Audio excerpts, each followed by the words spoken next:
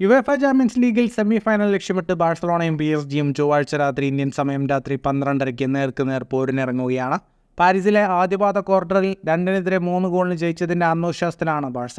കളിക്കാരനായും പരിശീലകനായും ബാഴ്സയ്ക്കൊപ്പം നിരവധി നേട്ടങ്ങൾ സ്വന്തമാക്കിയ ലൂയിസ് എൻറിക്കയുടെ തന്ത്രങ്ങളുമായാണ് PSG ഇറങ്ങുക. 2015 ബാഴ്സ അവസാനമായി ചാമ്പ്യൻസ് ലീഗ് കിരീടം നേടിയത്. അന്ന് എൻറിക്കയായിരുന്നു പരിശീലകൻ. അവസാന 13 കളിയിൽ തോൽവിയറിയാതെ മുന്നേറുന്ന ബാഴ്സ 10ലും ജയിക്കുകയും ചെയ്തു. ചാമ്പ്യൻസ് ലീഗിൽ 18ാം സെമിഫൈനൽ ലക്ഷ്യമിടുന്ന ബാഴ്സയുടെ ആദ്യ 11 കോച്ച് സാവി നിശ്ചയിച്ചുവെന്നാണ് കാനഡൻ മാധ്യമങ്ങൾ റിപ്പോർട്ട് ചെയ്യുന്നത്.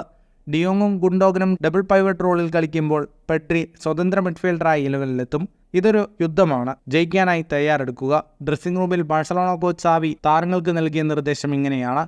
നിലവിലെ സൂചനകൾ അനുസരിച്ചുള്ള ആദ്യ 11-ൽ ഇടം പിടിക്കുന്ന താരങ്ങൾ ഇവരായിരിക്കും. ഗോൾ കീപ്പറായി ടെർ സ്റ്റേഗൻ, പ്രതിരോധത്തിൽ കൂണ്ടെ, അറൗഹോ, കുബാർസി, ക്യാൻസെല്ലോ, മധ്യനിരയിൽ പെഡ്രി, ഗുണ്ടോഗൻ, ഫ്രങ്കി ഡിയോങ്, മുന്നേറ്റത്തിൽ ലാമിൻ യമാൽ, ലെവൻഡോസ്കി, റഫീനിയ.